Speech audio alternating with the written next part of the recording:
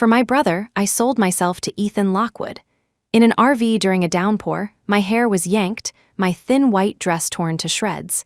I traded my body for a dance with the devil. But I never imagined this cruel feast, this humiliation of a gilded canary, would also catch the eye of another. A pleasure to meet you. I'm Ethan Lockwood's younger uncle, Donovan Lockwood. Chapter 1. After my last final of sophomore year, the moment I turned on my phone, I saw a message and rushed to the hospital in the pouring rain. The patient's heart stopped just now, but thankfully, we were able to resuscitate him and he's out of danger. We couldn't reach you, so we contacted Mr. Lockwood. The doctor was still rambling, but I just pressed my forehead against the glass and let out a long breath. A cold sweat of relief soaked my back. Ethan Lockwood had helped me again. Knowing his temperament, he would surely torment me for it tonight. Sure enough, just as I got my brother settled, the call came. Ethan's driver, Leo Price, politely urged me to come downstairs. The car was already waiting. As I walked out of the hospital entrance, a bitter evening wind slapped me across the face, but what chilled me even more was Ethan's gaze. He turned his head slightly, our eyes meeting through the torrential rain. The flat, cold light of his tablet reflected on his face, his finely chiseled, thin lips pressed into a tight line. My intuition screamed at me. My sugar daddy was angry. With no time to think, I pulled up my collar and ran towards the RV through the downpour. The driver, Leo Price, was already waiting by the door. "The young master is in a bad mood," Leo whispered as he pulled the door open. I gave a minuscule nod of thanks as I ducked my head and dove into the vehicle. The door shut, sealing off all the noise from outside. "What are you doing out in a storm like this?" I asked, feigning composure as I shook the raindrops from my clothes. Ethan didn't speak. He just hooked my chin, his coarse thumb tracing the line of my lips. I avoided his searing gaze, lowering my eyes. "Thank you again for your help with my brother today." Ethan gave a cool, emotionless hum. "Your classmate followed you all the way here." I followed his line of sight and looked back. Simon Yates was still standing at the hospital entrance. I don't know how long he'd been watching, but the two men were now staring each other down through the curtain of rain. My right eyelid twitched. The possessive bastard's jealousy was acting up again. I got out of the car, and Leo Price escorted me back to the hospital entrance with an umbrella. "Simon, you should get back to campus. My brother's fine. Thanks for your help today." Simon glanced at the car behind me, looking like he wanted to say something, but he didn't make things difficult. He just nodded and disappeared into the rain. When I returned to the car, Ethan was just hanging up the phone. I felt compelled to explain. "I forgot my bag when I left the exam hall. Simon saw it and ran out to give it to me, and he came to the hospital to see if he could help." "That kid's into you." It wasn't a question, but a statement. Simon's just a kind-hearted guy. He's friendly with all his classmates. Ethan moved closer, rubbing his nose against mine affectionately, then captured my lips in a deep, sucking kiss. One of his hands slipped under the hem of my shirt, kneading its way upward, not too gently. "A toad lusting after a swan, it's useless. You're mine." His fingers were cold, and I couldn't help but flinch away. Ethan paused, raising an eyebrow. "What, are you cold?" A smirk played on his lips, and my heart leaped into my throat. After a year with him, I knew that expression all too well. Sure enough, the next second, Ethan loosened his tie. "Since you're cold, let's play a little adult game to warm you up." "No," I pressed my hands firmly against his chest, stopping him from getting any closer. Leo was still outside the car. Ethan might have no shame, but I did. Ethan, with his spoiled brat temper, couldn't stand being denied anything. His face immediately turned cold, his eyes narrowing. "In my presence, do you have the right to say no?" "That's not it. I just meant, can we not do it in the car? Leo is right outside. He'll hear." "How you seem to care a lot about his feelings. First a classmate, now a driver. You've got quite a few men on your mind." "No, they're just my friends. You are mine. Your thoughts should only be on me. Got it?" He pinched my cheek. "But you did remind me of something. Leo is still standing outside. It wouldn't be good if he caught a cold in this weather." I should have known. Ethan Lockwood was a psychopath. When he was in a good mood, he'd move heaven and earth to see me smile. When he was in a bad mood, he was capable of the most depraved things, rich and completely insane. He tapped on the window and deliberately called Leo Price inside. The atmosphere in the car became incredibly bizarre. Leo sat in the driver's seat, staring straight ahead, his hands gripping the steering wheel. I couldn't tell if the drops on his face were rain or sweat. "Young master, are we heading back to the villa now?" Ethan sneered, his gaze shifting between Leo and me. After a long moment, he answered slowly, "We're going to Julian Lynch's birthday party. I have a big gift for him." The Lynch and Lockwood families were old friends, their relationship a complex web. Ethan's temper was merely volatile, but the second young master Lynch, Julian, was an absolute mad dog. The car started moving, but Ethan hadn't forgotten what we were talking about, and he had no intention of letting me off the hook. "Weren't you just thanking me?" he murmured, stroking my long hair. "Show me some sincerity." His eyes fell to my lips. Steeling myself, I leaned in and kissed the corner of his mouth. "That's it? Are you messing with me?" he sneered, wrapping an arm around my waist to keep me from pulling away. I bit my lower lip and gave his arm a little shake. "Let me pay some interest now. When we get back tonight, I'll take off my makeup, take a shower, and then you can do whatever you want, okay? Number pouting won't work. I've been working like a dog on this business trip, and the moment I landed, I had to rush over to deal with your brother's mess. You, on the other hand, have been living it up. I'm about to explode." My face flushed, and I clamped a hand over his mouth, terrified of what other crude words might come out. Ethan chuckled, kissing my palm before enclosing my hand in his. He blew a hot breath against my ear. "I've changed my mind. Your begging sounds so sweet, I don't want another man to hear it. Let's play a different game." He pushed me down in front of him. There was the crisp clink of metal as his belt was unbuckled. I shook my head frantically. Without his command, Leo wouldn't dare lower the partition or turn on music.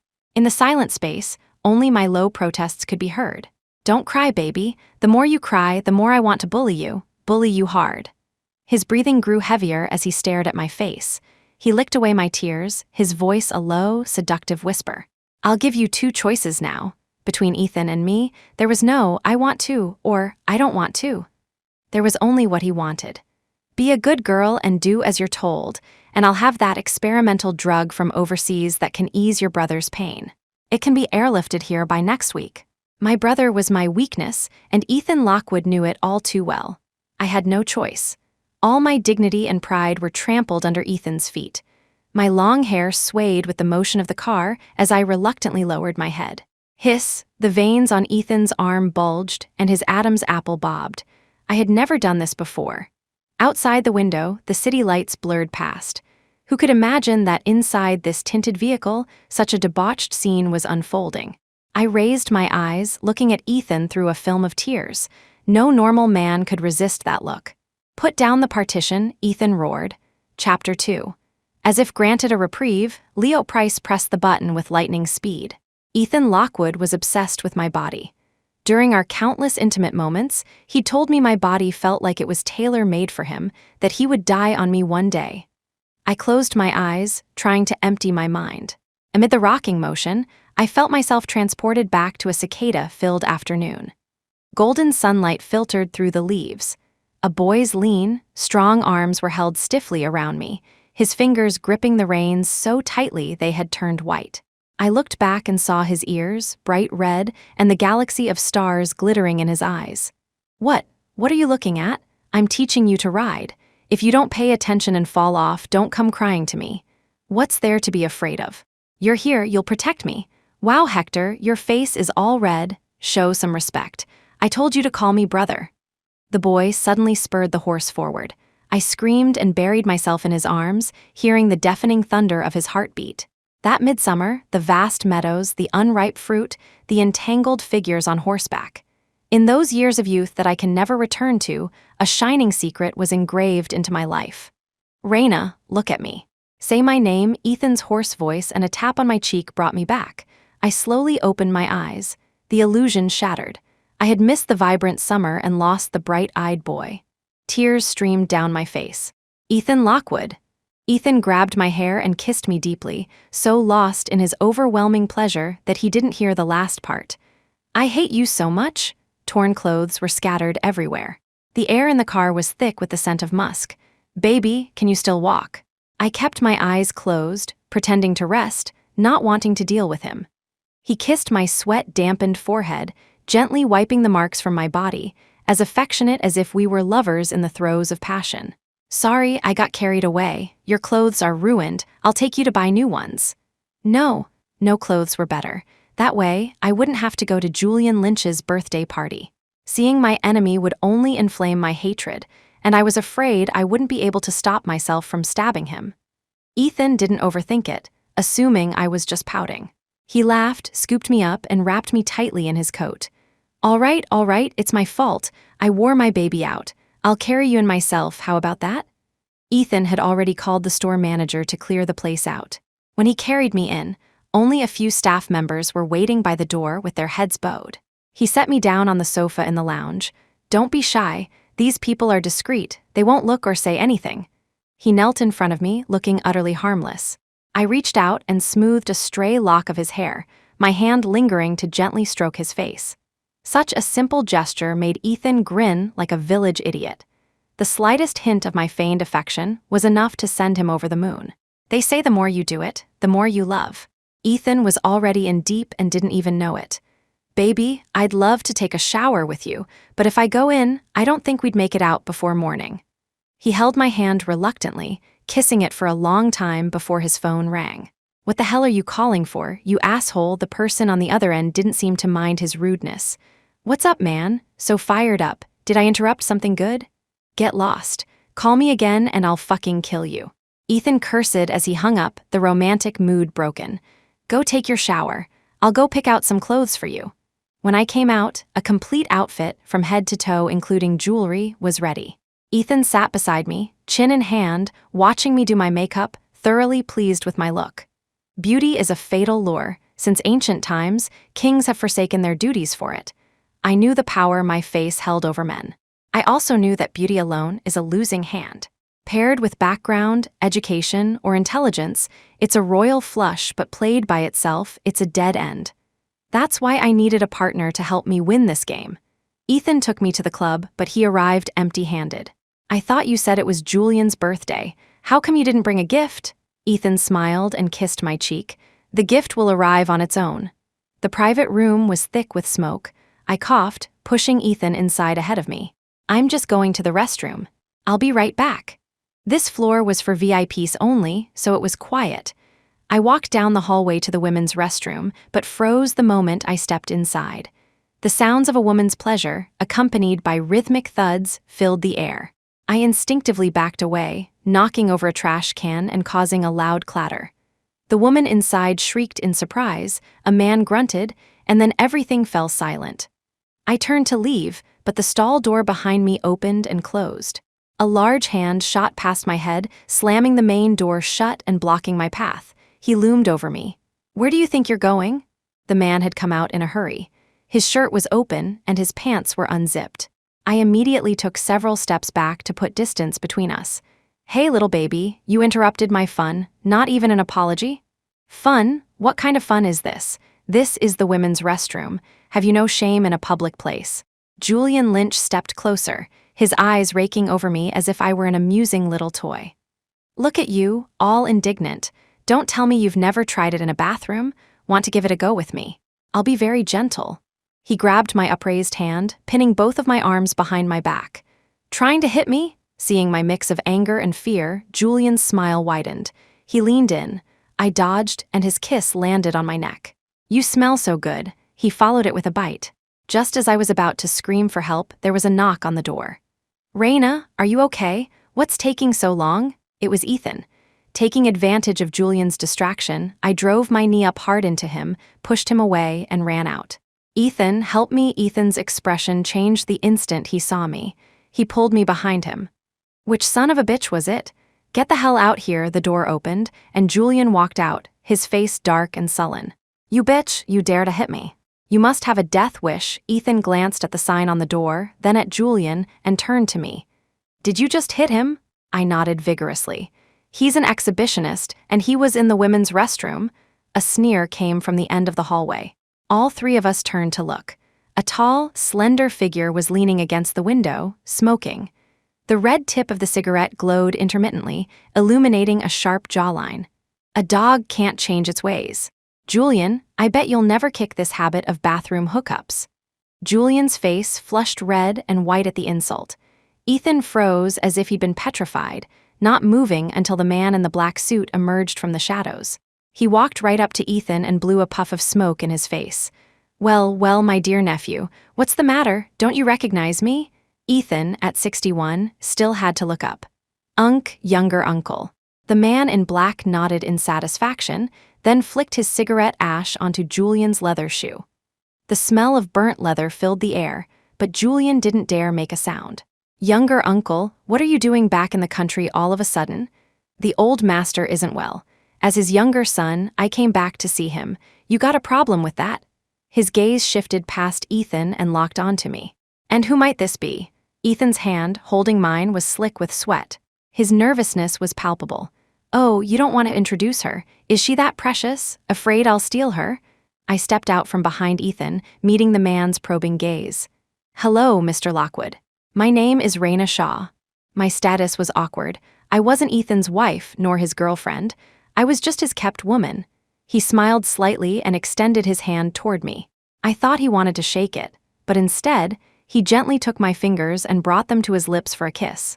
A pleasure to meet you, Miss Shaw. I'm Ethan Lockwood's younger uncle, Donovan Lockwood. Donovan Lockwood was the old patriarch's dirty little secret, an illegitimate son who was never meant to see the light of day. His mother had been a hotel receptionist. She thought she could marry into the Lockwood family with a son, but both she and the child were exiled abroad. Ethan called him younger uncle because, while Donovan was a generation older, he was only 5 years Ethan's senior. They shared a 5/10 resemblance, looking more like brothers than uncle and nephew. I had expected to meet Donovan eventually, but not this soon. Younger uncle, Raina is my... Donovan's expression shifted in a second, the chill in his eyes dropping the surrounding temperature by several degrees. My girlfriend, Ethan finished through gritted teeth. He snatched my hand back from his uncle's grasp and pulled me into his side, staking his claim. His grip was so tight it hurt. He was starting to panic. Girlfriend, Donovan scoffed.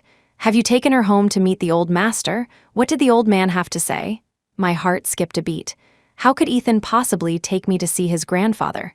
Not yet, but when the time is right, I'll definitely take Raina home to meet my parents and grandpa. Ethan declared hastily, speaking to his uncle, but also, it seemed to me. Donovan clapped Ethan on the shoulder. Listen to your uncle, dear nephew. The more beautiful the expectation, the more likely it is to fall through. Not getting what you want is the norm in life. With that, Donovan gave me a long, meaningful look.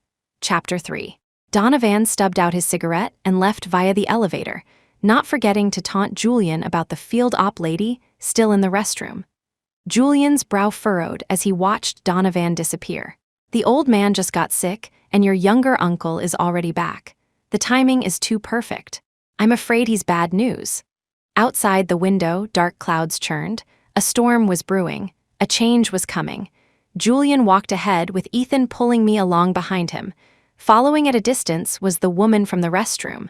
She followed us right into the private room and, without a second thought, snuggled into a man's arms, getting cozy. It turned out she was the date of one of Julian's buddies. Even a rabbit doesn't eat the grass near its own burrow. When Julian gets horny, he really doesn't discriminate. The room was a chaotic mess of noise. I couldn't tell if they were high or just drunk. Ethan kicked someone out of the way and pulled me down onto a sofa. Julian sat across from us, drinking sullenly and glaring at me. There was a knock, and a waiter led someone I had just seen a few hours ago. Raina? Simon Yates' face lit up with surprise when he saw me. Are you in the wrong room? I, however, was startled. A bad feeling crept over me, though I held onto a sliver of hope. Didn't you have someone tell me to find you here, that you had something to tell me? I immediately shook my head. It didn't take a genius to figure out this was Ethan's doing. Ethan shot me a cold look, then beckoned to Simon. You, come here.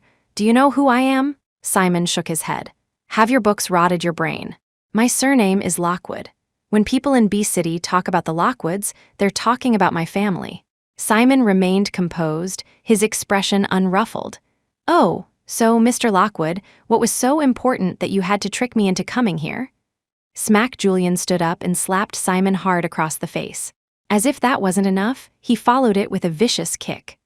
Oh, my ass, Simon stumbled into the corner of a table, his glasses falling to the floor. A trickle of blood ran down from his forehead. You piece of scum, who are you trying to act tough for? I let out a scream I couldn't contain and tried to go check on Simon, but Ethan grabbed my arm, holding me tight in his embrace. Raina is not for you to say. Stay away from her from now on, or I'll beat you every time I see you. Simon wiped the blood from his head. Raina is very popular at school. All her close friends call her that. On what grounds are you ordering me around, Mr. Lockwood? Simon was on the school's debate team and had never lost a competition he'd been in, but right now, I wished he were mute. First of all, I haven't heard that Raina has a boyfriend. Second, even if you are her boyfriend, the way you treat her so violently and tyrannically, you are definitely not a competent one. Simon, please stop talking, it was too late. Ethan grabbed a bottle and swung it, smashing it over Simon's head. I watched in horror as Simon collapsed in front of me. Julian caught him, slapping his face. Wakey wakey, hey, are you that weak? You died from one hit? Julian, this Mr. Yates here has a lot of backbone. Help me reason with him. Julian looked at the unconscious Simon and let out a grotesque laugh. My blood ran cold. I couldn't just leave an unconscious Simon here, but Ethan dragged me towards the door. Let's go. Don't worry, Julian will take good care of your classmate. I clung to the doorframe, refusing to let go. No, I'm taking him with me. I will not leave Simon here alone. Raina Shaw, Ethan rarely used my full name like that. Don't add fuel to the fire. Say one more word, and I guarantee your classmate will vanish from the face of the earth. He won't see tomorrow's sun. You wouldn't dare, Ethan was livid, his teeth clenched. Is there anything a Lockwood wouldn't dare to do? I froze. He was right. There was nothing a Lockwood wouldn't do. Ethan's patience ran out. Raina Shaw, you're done for.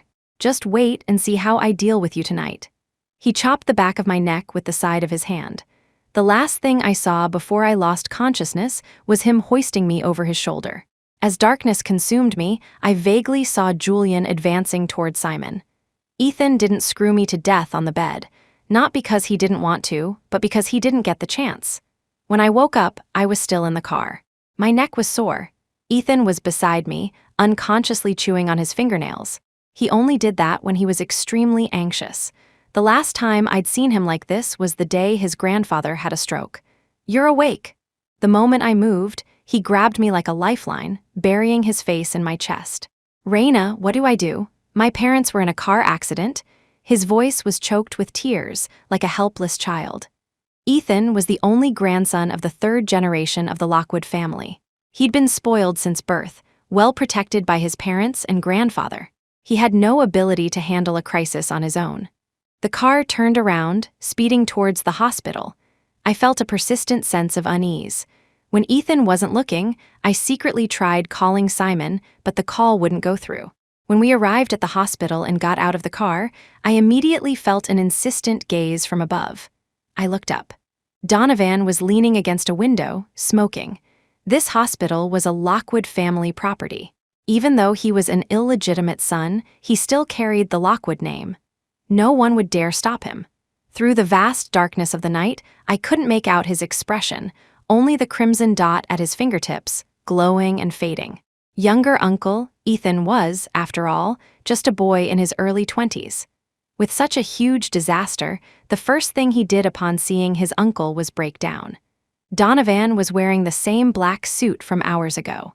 The only difference was that one of his shirt sleeves was rolled up and there was a bandage on his arm. He'd spent years in the tropics. His hair was cut short, and with the scar on his forehead, he exuded an air of pure menace. What happened to my parents? They were on their way to a gala, but their car collided with a truck. They're both in the ICU right now. Ethan's legs gave out, and he collapsed onto the floor. What do I do, younger uncle? What should I do? Donovan patted his shoulder. Don't panic yet. I just gave your dad a blood transfusion. We'll have to wait until after the surgery to see what the doctors say. Thank you, younger uncle. Don't thank me yet. There's a more pressing matter. Tonight's gala is crucial. As the head of the business association, the Lockwood family must have someone there to hold down the fort. With the old patriarch bedridden from a stroke and his parents now in critical condition, Ethan had lost all his support. Younger uncle, can you go in my dad's place? I don't know anything about the company, and besides, I don't want to leave. I want to wait here for them to wake up.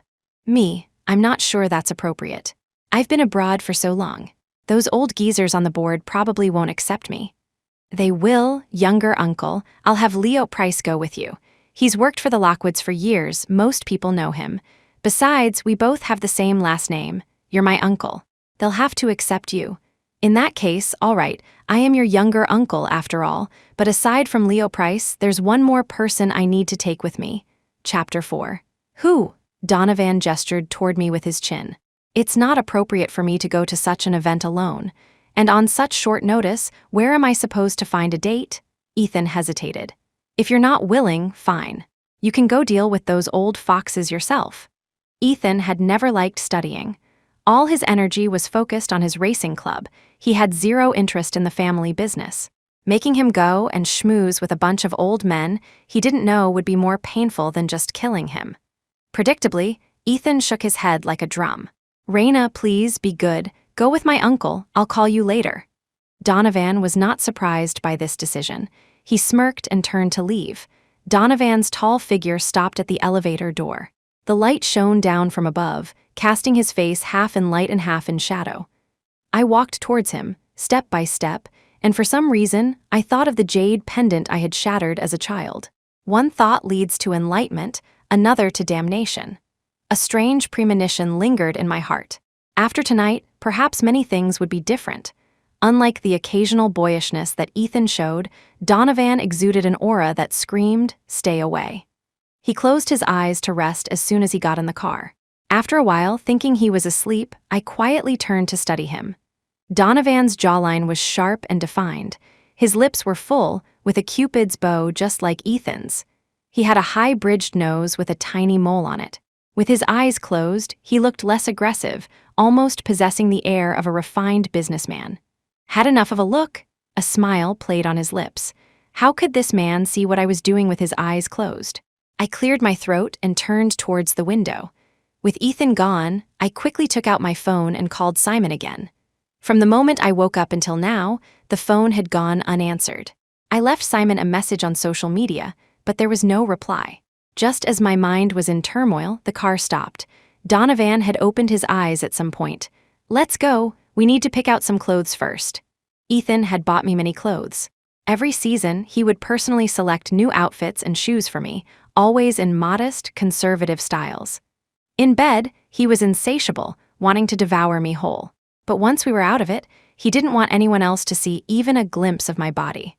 The uncle and nephew were complete opposites. Donovan chose a striking and sexy gold mermaid-style evening gown for me. It had a deep V-neck and a daringly low back, and the skirt was covered in tiny diamonds. With every step I took, the diamonds would catch the light from every angle, making me sparkle and effortlessly turning me into the center of attention. I wasn't used to displaying my curves so openly, especially with the fabric stretched so tightly across my chest. I felt like it might burst at any moment. Let me see. Donovan had chosen a suit that perfectly complemented my dress. His hand rested naturally on my waist as we looked at our reflection in the full-length mirror. "This dress doesn't quite fit right. I'd like to change into something else." "What do you mean? I think it looks beautiful, very sexy. It makes you even more stunning." He moved behind me, his fingers tracing the line of my exposed back. "If you've got it, why not flaunt it? Curves like these are what so many women dream of." Donovan Lockwood's date must be the most dazzling woman in the room. The Lockwood men did not accept rejection. It seemed to be a family trait. Donovan took my hand and placed it in the crook of his arm, patting it gently. "From this moment on, you are officially my date. Remember, be cooperative and don't cause any trouble for me." The reception was filled with influential figures from the business association and major partners of the Lockwood Corporation. Leo Price dutifully followed behind Donovan, tirelessly introducing each one. These men were seasoned veterans, old foxes. Even if they didn't truly accept this long-lost younger son of the Lockwood family, they still had to offer pleasantries and flattery on the surface. Donovan moved with ease, chatting and laughing. He wasn't just comfortable with such socializing, he thrived on it. I stood by his side, smiling gracefully, a picture of demure beauty that drew envious looks. My face was stiff from smiling. I shot Donovan a look, and he understood instantly, nodding and taking a sip of his wine before continuing his conversation.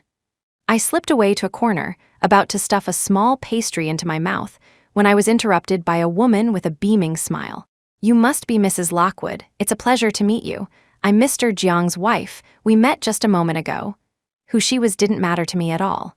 But since I had agreed to cooperate with Donovan, I had to play the part. "Oh, yes, of course. I remember you, Mrs. Jiang. Hello." She was very friendly, telling me which pastries were good and even putting a few on my plate.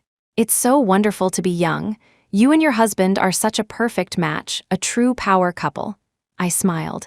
Many people tonight had mistaken me for Donovan's wife, but he hadn't corrected them. "I truly envy you too. Your relationship is so strong. Look, you've only been away for a few moments and your husband is still watching you." I froze and turned my head. Donovan was looking right at me. Our eyes met, and he smiled, raising his glass. "So inseparable. Mrs. Lockwood, you two must be newlyweds, right?" Just as I was trying to figure out how to respond, someone else answered for me. "She's a whore. You can have her for the right price." What's with the virtuous act? It was a late-arriving Julian Lynch. He was here. What had happened to Simon? Julian's eyes were bloodshot, and he reeked of alcohol, staggering towards me. "Mrs. Lockwood? Ha, there are so many Lockwood men. Which one's wife are you? Or have you been with all of them, crawled into every one of their beds?" I picked up a glass of champagne and threw it in his face. "If you're drunk, then go home. Don't come here and make a fool of yourself. A dog's mouth can't spit out ivory. You're disgracing the Lynch family name." Julian, drenched, froze for a second, then wiped his face and advanced on me. "You bitch! I've been wanting to deal with you since last time. You and your friend are both asking for it." I didn't understand what he meant. I turned to get away from the drunk, only to collide with a hard chest. Donovan wrapped his arms around me, spun me around, and draped his jacket over my shoulders. He handed me his wine glass. "Hold this." Chapter 5. The next second, he rolled up his shirt sleeves, punched Julian square in the face, and then, grabbing him by the neck like a chick, shoved his face into a cake. "Is everyone in the Lynch family dead? Did they let a mad dog like you out?" Julian struggled futilely. In terms of height, Donovan was 63, while Julian was barely 58. In terms of strength, Donovan was solid muscle, while Julian was weak from years of debauchery. The power difference was so vast that Julian had no chance to fight back. Donovan grabbed Julian's hair and pulled his head out of the cake. "Open your dog eyes and see who I am." Julian's face was red, and he gasped for air, but he didn't dare make a sound. Donovan smirked and casually picked up a steel serving fork, using it to scrape the cream from Julian's eyes. "See clearly now?" Julian nodded meekly. "What did you just say? I was too far away. I didn't hear you clearly." "Say it again." Julian had lost all his nerve. "I was blind. I mistook her for someone else. I'm sorry, Mrs. Lockwood. You are indeed blind. I don't see the point in you keeping those eyes. On such a happy occasion, why don't I dig them out and crush them under my foot? The sound will be entertaining." Donovan's smile vanished in an instant. He raised the fork high, and Julian, terrified, started wailing and begging for mercy. A yellow liquid streamed down his pant leg. Julian had pissed himself. Everyone present was stunned. They hadn't expected the younger Lockwood son to be this unhinged. They just stood there, watching. "Don't," I rushed over, holding up my dress and grabbed Donovan's wrist. "Don't, he's not worth it, not for a madman like him. Please, put the fork down." "Mrs. Lockwood, I was wrong, please don't hold it against me. Save me." Julian was a mess of tears and snot, his face covered in cake and cream. He looked more pathetic than a clown. Donovan's fury subsided significantly. He threw Julian to the ground and dropped the fork. I released his wrist, my racing heart finally settling back into my chest. Donovan slowly and methodically cleaned the cream from each of his fingers, then casually looked up. "Since you've spoken up for him, well, I suppose I don't have to gouge out his eyes." Julian groveled on the floor like a dog, too afraid to get up. Donovan appeared calm on the surface, but his smile didn't reach his eyes. It was clear he was still furious. "I'm not happy. Someone has to pay for my anger." Donovan took out a cigarette. Leo Price immediately produced a lighter and lit it for him. I never knew Leo smoked. Donovan took a deep drag and blew out a smoke ring. "Go on, slap him. He said the wrong thing, so he should be punished. Don't be afraid. Hit him as hard as you can, I'm here. No one can stop you. I believed Donovan wasn't joking. For a moment there, he really had intended to dig out Julian's eyes. Perhaps it was this reckless, life-or-death ruthlessness that made both Ethan and Julian fear him so deeply. Julian and Ethan always had things to consider, but Donovan had nothing. He was a lone wolf, afraid of nothing. If I refused, Donovan would go back on his word in a heartbeat, and Julian's eyes would be gone. I wanted Julian dead, but not now, and not this quickly. Leo, young Master Lynch's legs seemed to be weak. Go give him a hand. Julian trembled at the sound of Donovan's voice. Leo walked over, grabbed Julian by the collar, and hauled him up, even thoughtfully wiping the cake from his face with a tissue. I looked back at Donovan. He tilted his head and gave me an encouraging smile. All set. You can begin, my dear. Donovan was backing me up. Smack, I raised my hand and slapped Julian across the face. It wasn't a hard hit, and the sound wasn't loud, but I had done it.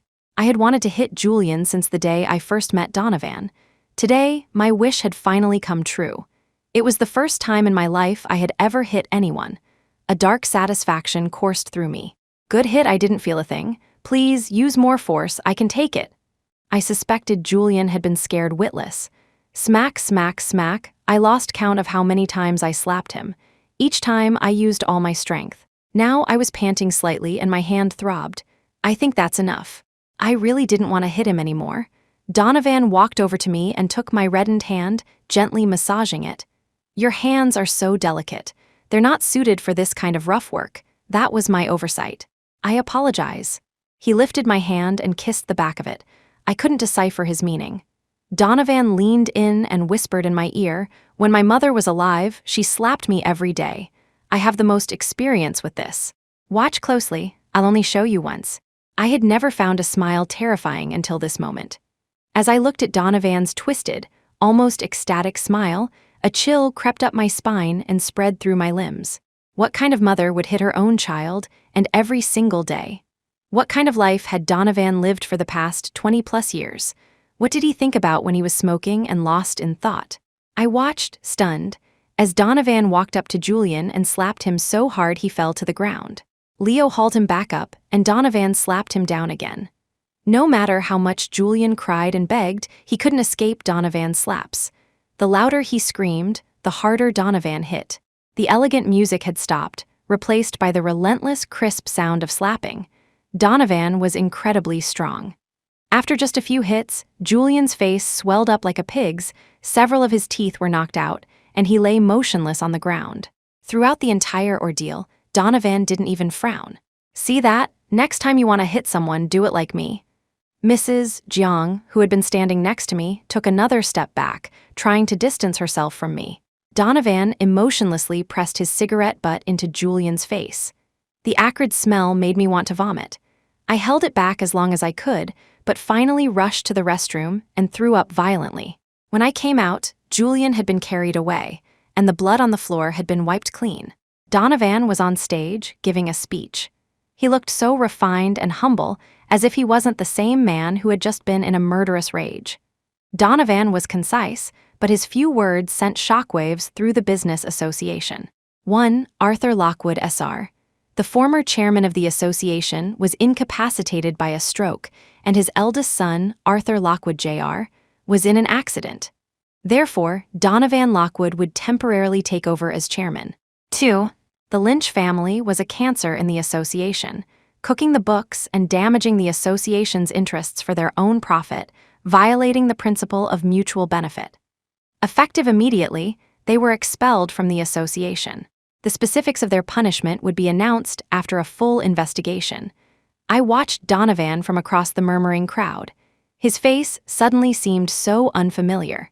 In just one day, Donovan had transformed from the Lockwood family's hidden illegitimate son into their new spokesman. In Southeast Asia, there is a fierce beast that hides deep in the jungle, its movements unknown.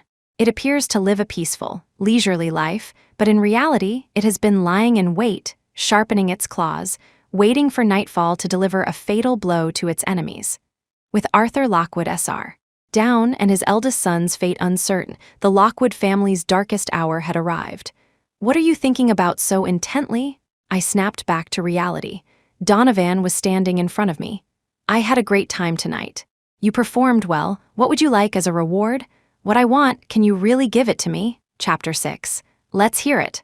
I looked up at Donovan, seriously considering his question. He met my gaze without flinching. "Not today, not now." Donovan's sudden appearance had disrupted my plans. Originally, I wanted to provoke a conflict between Julian and Ethan to make them destroy each other. But now that Donovan was here, I had to make good use of him. I gave him a sweet smile. "I'll tell you when I've decided what I want." He held out his hand. "Your phone?" Leo immediately handed Donovan's phone over. "Number." I gave him my number, and a moment later, my phone rang. It was Donovan's deep voice. "Call me anytime you've made up your mind." Donovan had Leo drive me back to campus. He had other matters to attend to and didn't ride with me. Halfway there, my phone vibrated. I looked down and saw it was Simon. "Simon, where the hell have you been? Do you know I've been going crazy looking for you? If you didn't show up soon, I was going to call the police tomorrow." There was no response from the other end, only a lot of background noise. "Simon, is that you? Why aren't you saying anything? Are you okay? Hello, is this Raina, a friend of the phone's owner? Who is this? Why do you have Simon's phone? Where is he? Put him on. This is XX Hospital. Your friend collapsed outside our entrance. His condition isn't good, and it's not something we can discuss over the phone. Could you please come here?" When I arrived, Simon had just gotten out of surgery. I made sure he was placed in a private room for better care. The Simon I knew had always been happy and sunny. Seeing him now, bruised, battered, and broken, I felt like I couldn't breathe. Tears blurred my vision before I even reached his bedside. A nurse had given Simon a shot to bring down his fever, and he was sleeping. But he must have been having a nightmare. His fine brows were knitted together, and his body trembled slightly. I didn't dare touch him. I sat down quietly by the bed, my heart in turmoil. Just a few minutes ago, the nurse had told me that Simon's body was covered in bruises and swelling from a severe beating. His lip was split, and his left eye was swollen shut. The pain must have been excruciating with every breath. But that wasn't the worst of it. The most severe injuries were his lacerations. Lacerations? What kind of lacerations? The older nurse paused. "Young lady, this is the proctology department." My mind went blank. The nurse gently suggested that I tell Simon's friend to be more restrained in the future, and perhaps use some lubricant. The trauma from such a violent assault was severe and would take a long time to heal completely. There could absolutely be no more vigorous activity for the foreseeable time. I don't remember how I walked back to the room. The nurse's words echoed in my head. She said Simon had briefly woken up and repeatedly insisted that they not call the police. In that moment, I regretted it all, so much I could die. I regretted not demanding that Donovan kill Julian Lynch. What could I do to undo what had happened to Simon? I now carried the weight of another person's debt on my shoulders. I don't know how long I sat there in the room before Simon finally stirred. He was having a nightmare. His breathing became more rapid, his chest heaving, and then he started to scream and wail. I was afraid to touch him, so I could only call his name softly through my tears. Simon's eyes shot open. He stared at the ceiling for a long time before his eyelids drooped, all the light gone from his eyes. "Simon, can you hear me? It's Raina." It took several seconds before Simon stiffly turned his head, his unfocused gaze slowly coming into focus. "Oh, it's you. Don't cry. Why are you here?" I sniffled. "The nurse called me from your phone." "You, I'm so sorry." He tried to smile to reassure me, but the slight movement split his pale lips and a bead of red blood appeared. He closed his eyes, refusing to look at me. "The nurse is overreacting. Thanks for your concern. You can go now. I'm fine." A tear slid from the corner of Simon's eye, and his nose turned red. In all the time I'd known him, I had never seen Simon cry. Simon slowly and painfully turned his back to me, burying himself under the covers. His voice was muffled. "Please go, I want to be alone." "I'm not leaving. How can I leave you alone when you're like this?" I placed my hand on his arm over the blanket, but he immediately recoiled. "Don't touch," I started to cry. "Simon, we'll figure this out together." Under the covers, Simon was crying too. "Tell me, was it Julian Lynch?" I met Simon's red-rimmed eyes. "That bastard Lynch, for a moment, the air seemed to freeze. I had thought Ethan lured Simon to the club just to assert his dominance and make him back off. I never imagined he would try to completely destroy Simon's life. Julian was a madman. He had driven his parents to their deaths and squandered the Lynch family fortune until it was a shadow of its former glory. I knew there was no woman Julian couldn't get, that no morals could stop him. But I never, ever thought he would go after Simon. I had thought too highly of these people, and that's why Simon had to suffer. If I had known they were so depraved, I would have stopped them, even if it cost me my life. Simon, in broken sentences, told me everything that had happened. The memory was unbearable, but he was forcing himself to face it again. Simon had been woken up by pain. When he opened his eyes, Julian's face was right in front of him. Terrified, Simon tried to move, but he was pinned to a sofa with nowhere to go. "What are you doing? Let me go," Simon yelled. "What am I doing?" Julian's slimy gaze roamed over Simon's body as his hands followed. "We're all adults here. Don't you know what I'm doing?" Julian's face was a mask of lechery. "Such a pretty boy with those red lips and white teeth. You've got a real mouth on you. The moment you walked in, I knew I wanted to do this." "You're sick, get off me." Julian took off his belt and tied Simon's hands together. "Now, why would I do that? The young master Lockwood told me to take good care of you. I have to give you an unforgettable memory tonight." "Don't do this. We can talk this out. You're a man and so am I. So what? It doesn't matter if you're a man. As long as I like it, that's enough. Man or woman, I can do both. Isn't double the pleasure better?" Simon was terrified. He had never felt so hopeless. Julian seemed serious. Seizing an opportunity, Simon kicked Julian hard in the lower abdomen with all his might. "If you dare touch me, I'll call the police and have you arrested." Julian hauled Simon up from the sofa and punched him in the stomach. "You pretty boy, you just had to do it the hard way." Simon kept fighting, ramming his head into Julian's chest. He played basketball and was quite strong, knocking Julian to the ground. Simon's defiance completely enraged Julian. He gave a signal, and someone immediately kicked Simon in the back of the knee from behind. As Simon fell, they pinned him from behind. Chapter 7. A group of them swarmed him, punching and kicking until Simon could no longer fight back. Julian was satisfied. "Why aren't you struggling anymore? Weren't you so tough just now? You dared to fight me. What are you going to tell the police? That I raped you? Where's your proof?" Julian beckoned to one of his friends. "Hold my phone. This student wants proof, so let's make some for him." Simon was forced face down over the edge of the sofa, his legs held in place by two men. The next second, Simon's pleas and struggles fell silent. He was like a fish thrown onto the shore, gasping for air but getting none. Julian gave Simon no time to adjust. "I was just going to mess with you a bit, but since you're so ungrateful, I'll have to teach you a lesson."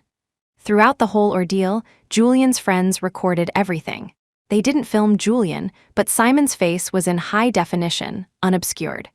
Simon's pain, tears, struggles, and despair were all captured in vivid detail. He was in hell, surrounded by ravenous demons. Every part of Simon's body was bleeding. "Weren't you going to the police to report me? Go ahead. Now you have video evidence. You have my DNA inside you. The proof is undeniable. Go ahead and report me." By then, Simon was on the verge of death. One eye was swollen shut, he couldn't see clearly, his mouth was full of blood, and his ears were ringing. Julian had had his fun and his anger had subsided.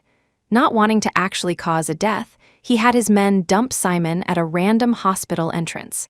As Simon was being dragged out, Julian didn't forget to threaten him. "Kid, you brought this beating on yourself. Don't blame me. If you dare call the police, I guarantee this very steamy video of you will be released online for free. Everyone you know and care about will get to see how you were passed around by a group of men. Hell is empty, and all the devils are here. Simon had suffered this terrible fate for no reason, and it was all because of me. I had failed Simon. If it weren't for me, Ethan wouldn't have known Simon existed. He would still be that carefree university student. I couldn't imagine how terrifying and painful what Simon went through was. If it had been me, I would never be able to move past the trauma. Julian had done this to Simon, which explained why he said those things to me at the gala. I finally understood what he meant. I wanted to kill Julian. "Simon, you just focus on getting better. I swear to you, Julian Lynch will meet a miserable end." I bolted for the door, but a loud crash came from behind me. "Raina, don't go." Simon had fallen out of bed and was lying on the cold floor. The IV needle had been ripped from the back of his hand, and blood was dripping onto the ground. "Don't do anything stupid." I rushed to help him up and pressed the call button by the bed. "Simon, no amount of apologies is enough. You can blame me, you can hate me. I owe you this." A nurse quickly arrived to treat the wound on his hand. He clung to my sleeve, refusing to let go. "Don't go. Why would I blame you for being forced to be with that man, or for being so good that I couldn't bear to give you up?" So, the intelligent Simon had already figured out my relationship with Ethan. After everything that happened, your father passing away, your brother being seriously injured, your family's assets frozen, you were a young woman with no one to turn to. What else could you do? As humans, we all have unavoidable burdens. Besides surrendering to reality, what other choice is there? Simon was smart. He had always played the role of a good friend, never crossing the line because he was afraid that if things didn't work out as lovers, he would lose me as a friend too. Faced with a choice, I chose to submit to Ethan and become his mistress to save my brother's life. To avoid pushing me away, Simon chose to hide his feelings and remain just my friend. Both Simon and I had forsaken our true hearts. Buddhism speaks of the 7 sufferings of life: birth, old age, sickness, death, the inability to get what one desires, resentment, and separation from loved ones. Sometimes, in the quiet of the night, I would think to myself that at my young age, I had already tasted them all. Promise me you won't do anything reckless. If something happens to you, what about your brother? When he wakes up, you'll be the first person he wants to see. Simon's words brought me to my senses. He was right. If I went after Julian for revenge, who's to say I would even succeed? And even if I did, it would be a life for a life. What would happen to my brother then? The whole reason I had swallowed my pride and stayed with Ethan was for my brother. It's a good thing the semester is over. I can recover here without raising suspicion at school.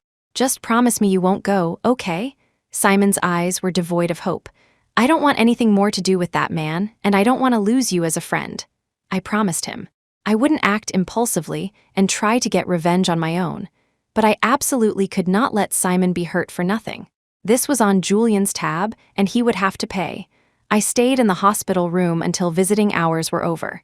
Simon, having been given a painkiller, fell into a deep sleep. I tucked him in and left. Your call came sooner than I expected. Tell me, have you decided what you want? Donovan, where are you? I need to talk to you in person. Not right now. I have some business to take care of out of the country for a few days. Let's do it when I get back. In the days that followed, I shuttled between 2 hospitals. My brother was still unconscious but stable, while Simon had become withdrawn and reluctant to speak. One day, I finally got a call from Donovan. Come down. Leo Price is waiting for you. I was surprised when the car pulled up to the old Lockwood family estate. You're here. I was just making tea. Come, have some with me. When I arrived, Donovan was sitting leisurely on the sofa, preparing a tea set. This was my first time inside Ethan's home. This was where he was born and raised, where the old patriarch and his eldest son, Arthur Lockwood Jr., and his family lived. I'll pass on the tea. I came today because I have something too. SHH, Donovan pressed his index finger to my lips. He had just been handling the hot water, and his finger was still scalding. You're such an impatient little girl. Did you know that brewing tea is different from steeping it? Only with enough patience will the tea be good and the final result be satisfying. They say brewing tea over a charcoal stove is a spiritual practice. The process requires immense patience and time, a true test of one's focus and endurance. Donovan was calm and unhurried, slowly brewing the tea. I was the one asking for a favor, so I didn't dare interrupt. By the time he finally placed the teacup in my hand, my anxious heart had surprisingly calmed down. The tea was smooth and had a rich, complex flavor. Even I, who never drank tea, found it delicious. You weren't running a tea house in Southeast Asia, were you? Donovan was taken aback for a moment, then chuckled and shook his head. Miss Shaw, you have a very unique way of complimenting people. Thank you for praising my tea skills. He refilled my cup. I've never run a tea house. When I was young, my family was poor. My mom supported me by working the streets. We were often hungry. I learned to fight in underground rings to help make ends meet from a very young age. My shock must have been obvious because Donovan paused and turned to look at me. Chapter 8. What? You didn't expect my story to be this version, did you? I had always thought he and his mother settled abroad because the old Mrs. Lockwood couldn't tolerate them. But Donovan was still a Lockwood, flesh and blood. How could his life have been so destitute? My dead mother was a fool. She thought the old man had caught feelings, but he was just getting his rocks off. Arthur Lockwood, SR, had met Donovan's mother at a hotel during a business trip to Southeast Asia and had kept her as his mistress. She naively believed they were in love, but she was just a temporary plaything for the old man to relieve his loneliness. She waited and waited, but seeing no further action from the patriarch and no intention of him taking her with him, she took matters into her own hands and poked a hole in the condom. The child she stole was Donovan. His mother wasn't a complete idiot, though. She didn't tell the Lockwood family she was pregnant right away. She waited until the old man had left, then quietly gave birth to the child on her own. Worried the child was too young and couldn't protect himself, she raised him for several years before marching to the Lockwood estate to demand a place for them. Recalling the past, Donovan lit a cigarette, his brow furrowed as he took a deep drag. If you and your mother made it to the Lockwood estate, why were you sent abroad again? Smoke drifted from his nostrils as Donovan flicked the ash. Because I almost killed the old man's precious grandson. Unlike his younger uncle, Donovan, Ethan Lockwood had been showered with love and affection since birth. He was born in the best maternity hospital, and even his name was chosen by the patriarch himself. Ethan, bright, symbolizing a luminous future. Lockwood, the North Star, showing just how adored this grandson was in the family. A team of top-tier nurses provided round-the-clock care from birth through the postpartum period. Ethan's mother, Melissa Lynch Lockwood, was treated like a queen. In contrast, Donovan was born on a shabby bed in a rented room, his umbilical cord cut by his own mother. There was no postpartum care. His mother went back to work just days after giving birth to make money. Donovan grew up wild, surviving only by the grace of God.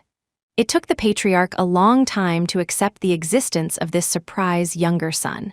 He had paternity tests done at multiple centers over and over again, but there was no denying it. Donovan's mother had been a virgin when she was with the old man.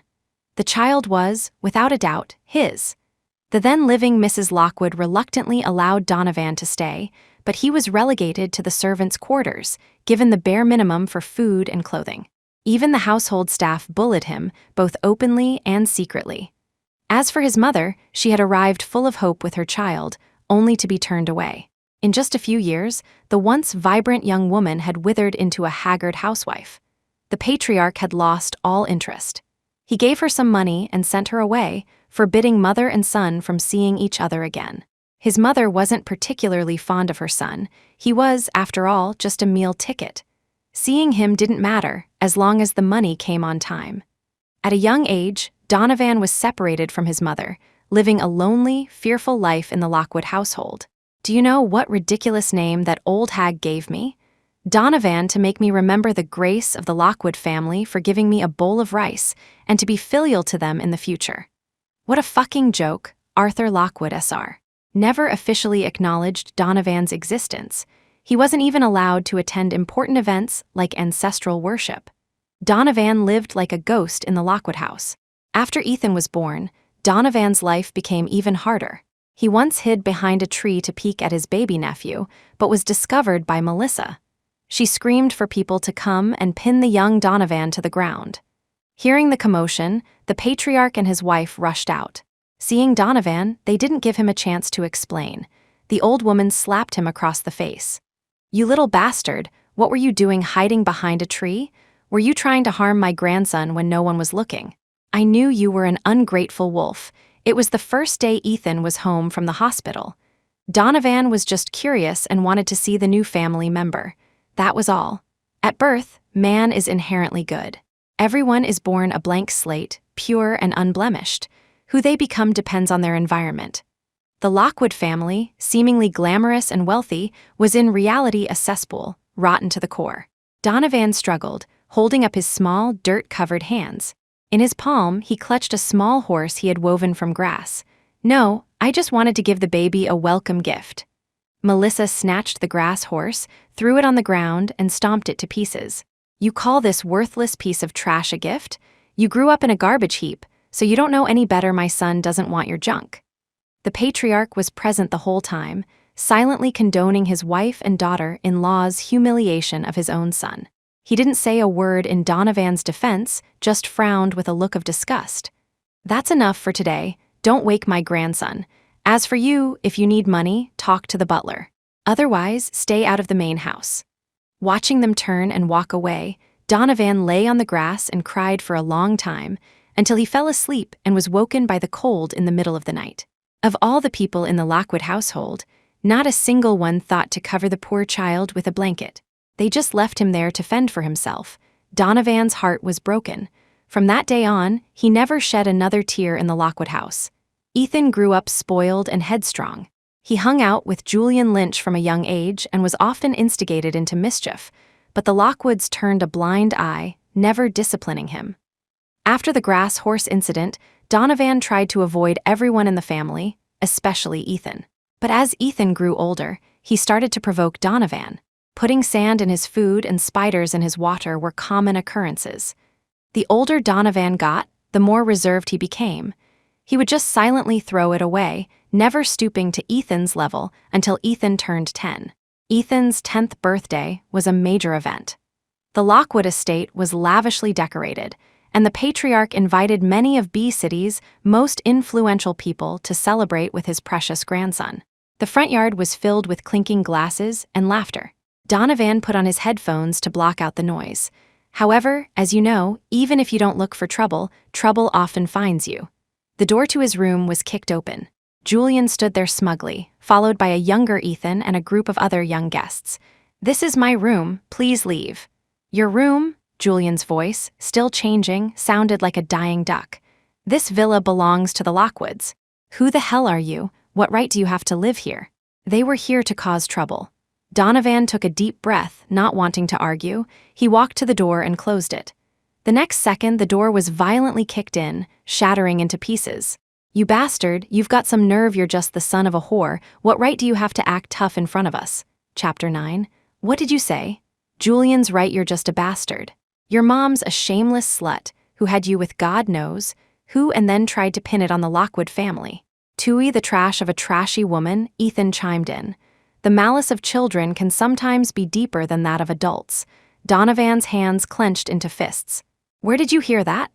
10-year-old Ethan, oblivious to the danger, thought Donovan would just take it like he always did.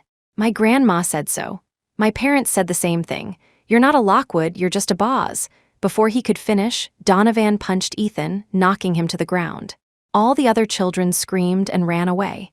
Julian, seeing red, lunged at Donovan and they started fighting. "That was my first fight. I didn't have much experience. The old man cracked my head open." Donovan pointed to the scar on his forehead, which ran through his eyebrow and into his hairline. "Arthur Lockwood SR, my own father, smashed a champagne bottle over my head until I was half dead.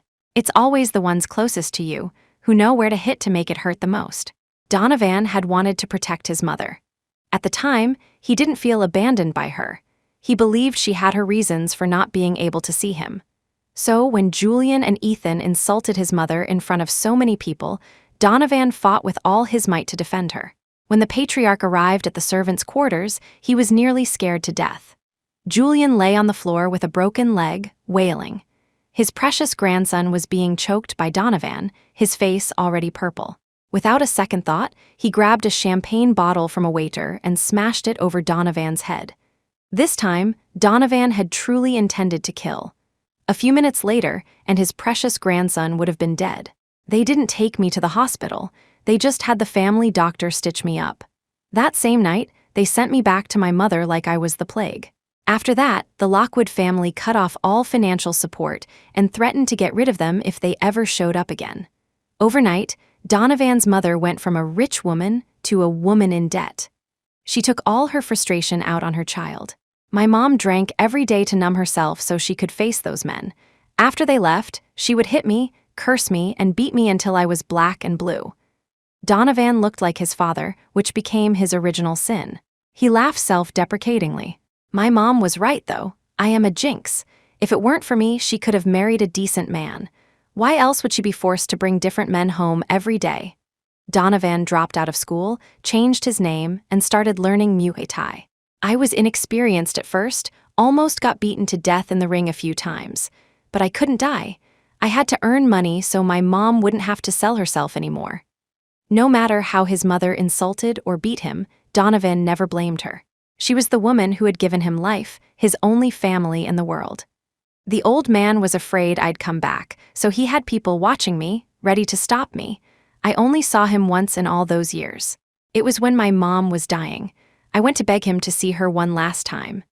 By then, Donovan was an adult. He no longer fought in the ring himself. Instead, he owned several underground fighting clubs. Money was no longer an issue for them.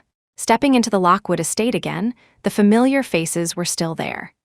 Ethan had grown up a lot, but the unpleasant memory still made him so nervous he felt like he had to pee whenever he saw his younger uncle.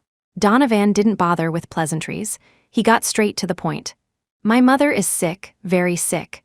The doctor said she only has about a month left and told me to fulfill all her wishes. She only has one. To see you one last time." Donovan's private jet was ready. All he needed was a nod from the patriarch, and they could leave immediately. Of course, he was refused. The old man didn't trust his own son, afraid it was a trap. He refused to go with Donovan. Even when Donovan showed him the doctor's certificate, even when he finally knelt down, the patriarch would not set foot on the plane. My mom died with her eyes open, staring at the ceiling. It was pretty creepy. Donovan's expression was blank, but the cigarette in his hand had burned down to the filter without him noticing. I know she couldn't rest in peace. Her whole life was ruined by that old bastard. She was resentful. But what did I do wrong? If I could choose, I wouldn't want to be that old dog's son. She wouldn't even hug me before she left. I took a cigarette from his pack, lit it clumsily, and replaced the burnt-out one in his hand. Donovan's expression suddenly turned fierce. He grabbed my neck and pushed me into the sofa. "What are you doing? Pitying me? Sympathizing with me?" I didn't struggle, just looked at his face calmly and shook my head. He finally let go, his face dark as he lit another cigarette. "Did you forget? I came today to ask for your help. Name it, a house or a car. I don't want either. I just want you to help me get rid of Julian Lynch." This clearly surprised him. Donovan raised an eyebrow, looking at me without speaking for a long time. "You've been watching too many movies. Are you kidding me? You think Julian Lynch is a toenail fungus? Something I can just get rid of? I can't do it. Find someone else." The Lynch family's assets are long gone. They're only staying afloat by clinging to the Lockwood family. Taking them down would be easy for you now. Not doing it. Why? No reason, I just don't feel like it. I wanted to strangle him. You specifically asked me to come to the Lockwood estate. I doubt it was just to drink tea with me. I had figured it out. The Lockwood men were all dogs. You had to give them a bone to get them to listen. The old man is lying upstairs. You brought me here to introduce me to him. It wasn't a question, it was a statement. Sure enough, Donovan's expression softened. "Oh, tell me what you know. I need to see if you're qualified to ask for my help." He wouldn't do anything without a benefit to himself. Coincidentally, neither would I. My father's name was Hector Shaw SR.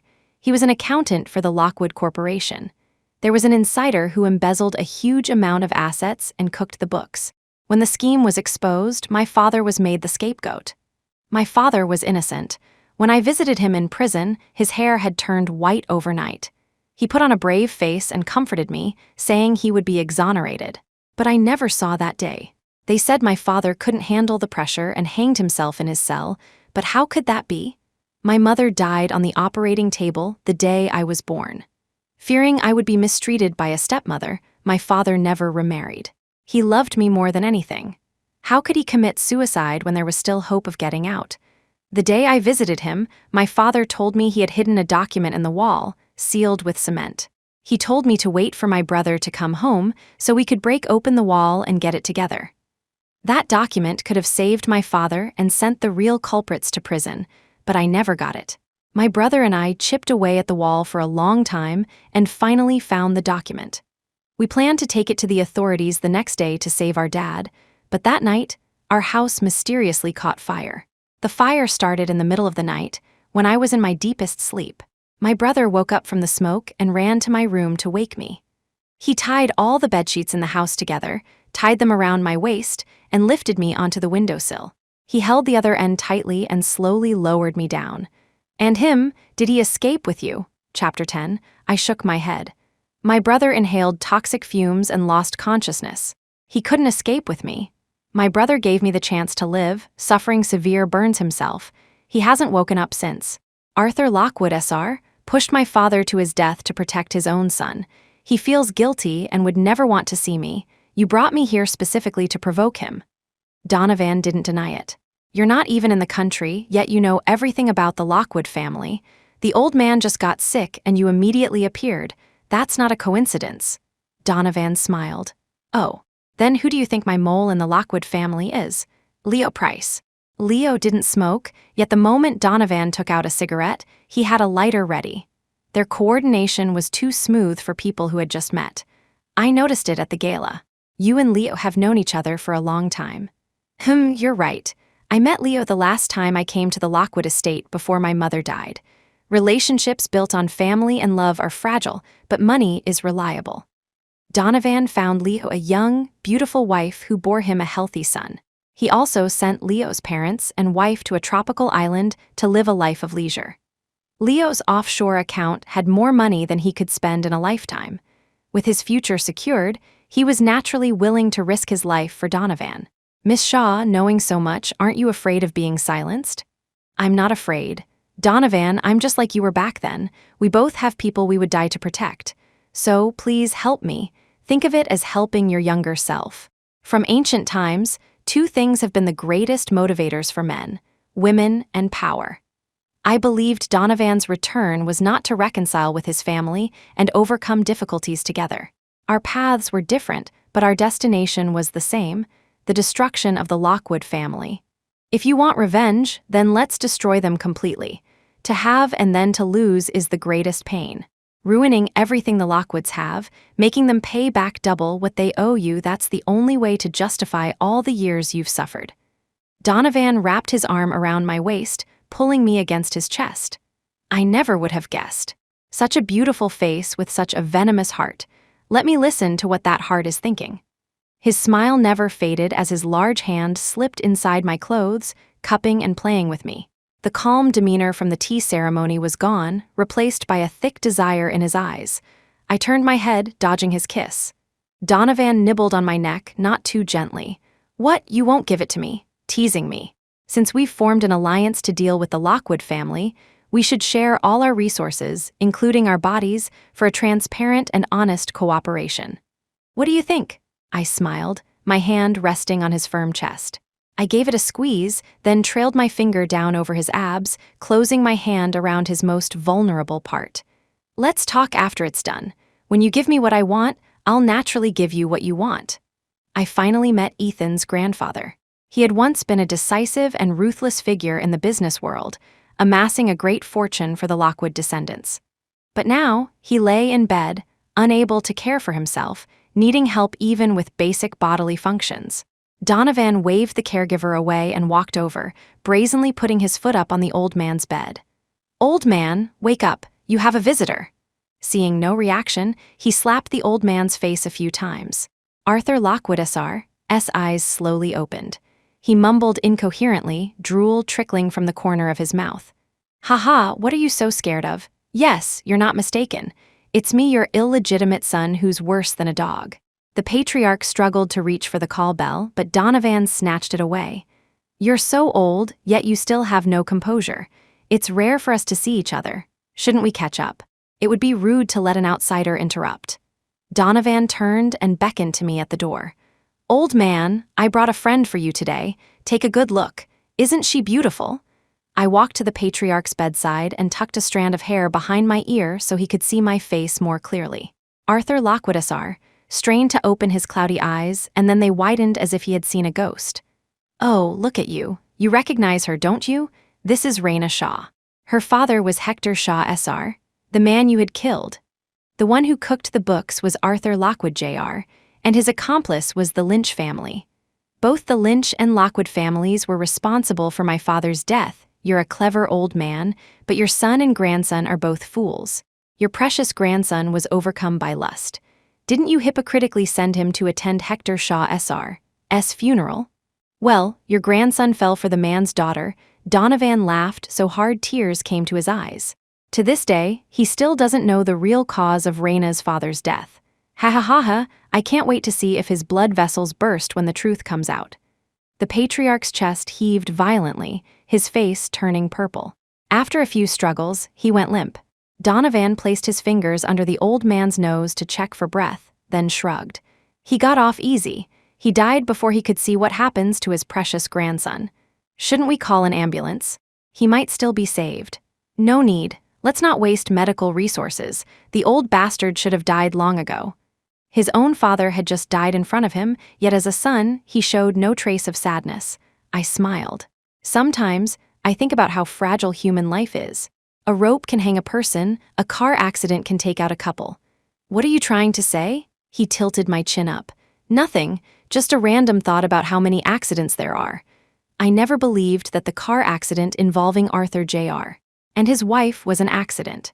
It was too coincidental that Donovan returned just as the patriarch fell ill, and that he stepped in to represent the Lockwood family just as the accident happened. Too many coincidences together point to deliberate action. I've thought about the Julian Lynch matter. I can't agree to your request. He's your enemy, not mine. But as for my dear nephew, we can certainly give him a surprise together. The patriarch's funeral was held a few days later. The news of the Lockwood family's misfortune shocked all of B City. Not just because of the patriarch's legendary status, but because the family was holding 3 funerals at once. The same night the old man died, Arthur Jr., as if summoned by his father, followed him. The next morning, when the nurse did her rounds, his wife Melissa's heart monitor power cord was on the floor, and her body was already stiff. In just 2 days, 3 members of the Lockwood family, spanning 2 generations, had died. My last contact with Ethan was from the day his parents were admitted to the ICU. He hadn't had time to contact me since. Seeing him again felt like a lifetime had passed. Gaunt was the perfect word to describe him. I walked up to him in my high heels. Ethan stared blankly at the memorial tablets, only noticing my presence after a long moment. When he saw me, a flicker of light returned to his empty eyes, and tears instantly welled up. Raina, I took a step back. His gaze fell to my hand, the one linked with Donovan's arm. The overwhelming shock had left him disoriented. He took my hand, his mouth opening but no sound coming out. Chapter 11. Donovan snatched my hand from Ethan's grasp and pulled me into his side, staking his claim. The scene was eerily familiar.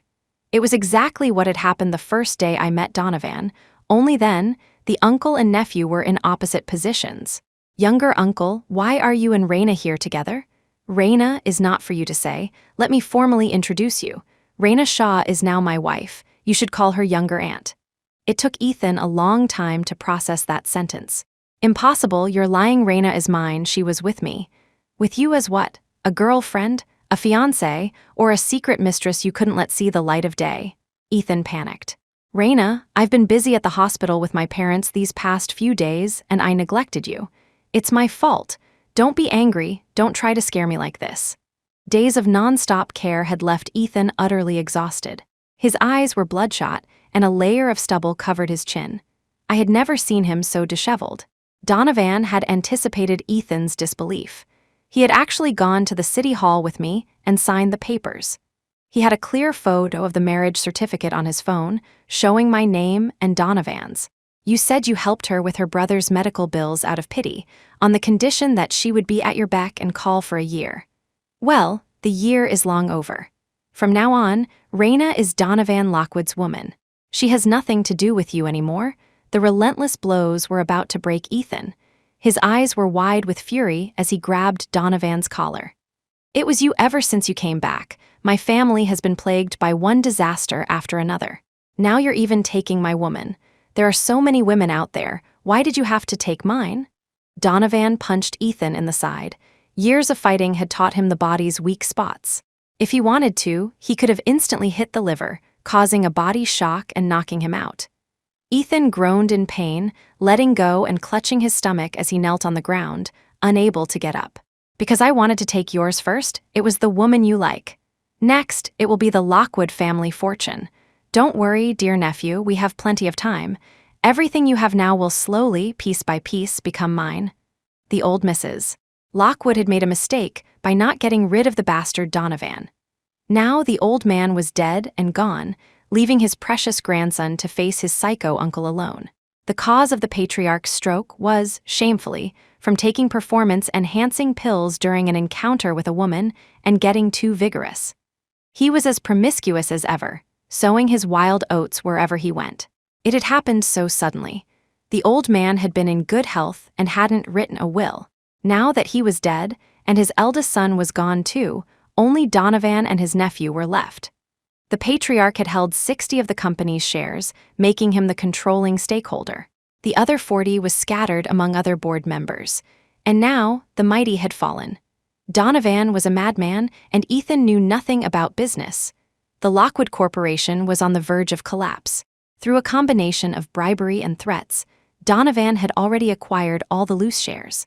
He would hire lawyers to fight his nephew for the old man's shares in a probate case, and he would get at least half.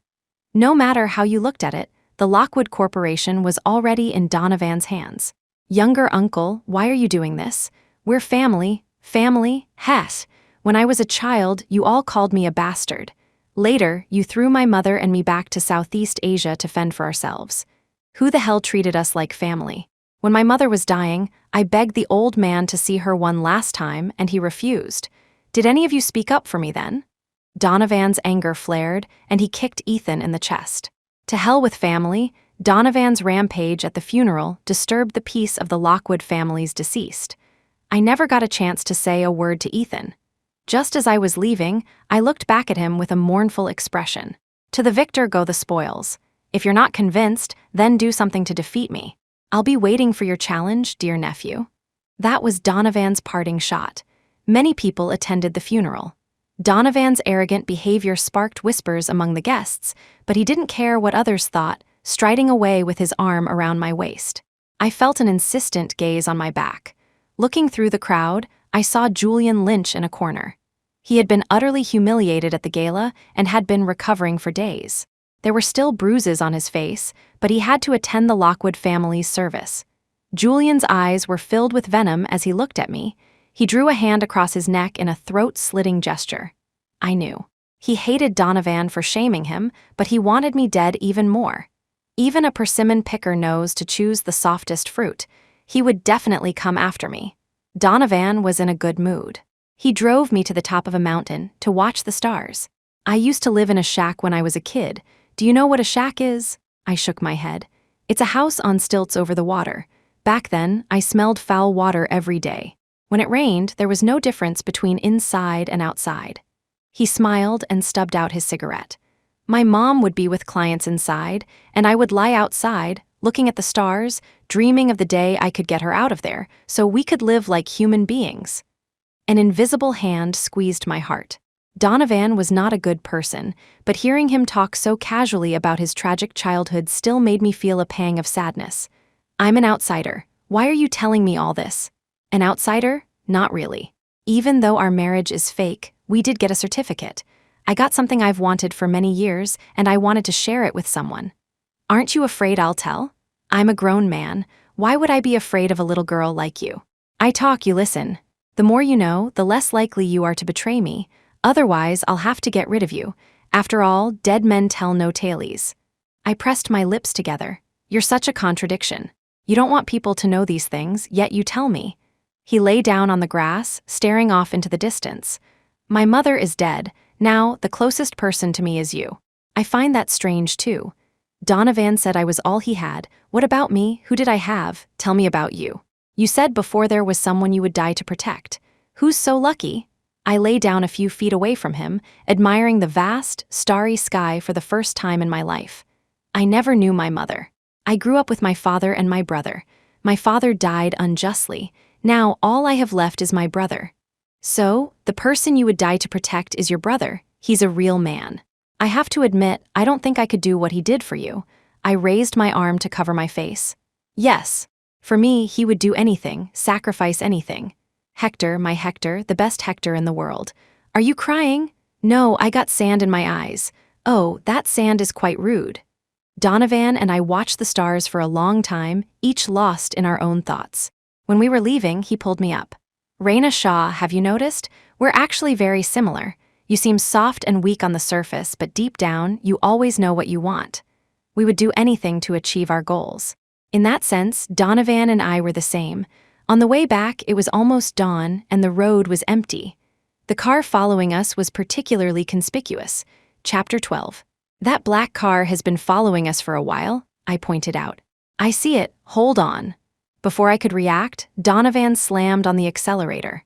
My back was pressed against the seat, and I clung to the seatbelt, too scared to open my eyes. We must have been going over 90 mph. I felt like I was flying, my butt barely touching the seat. Who's chasing us? My voice trembled. I don't recognize them. Don't be afraid, we've almost lost them. Just as I was about to breathe a sigh of relief, there was a deafening screech of brakes. The road ahead was blocked by several SUVs, their high beams blinding me. I heard a harsh scraping sound, the sound of iron pipes dragging on the pavement.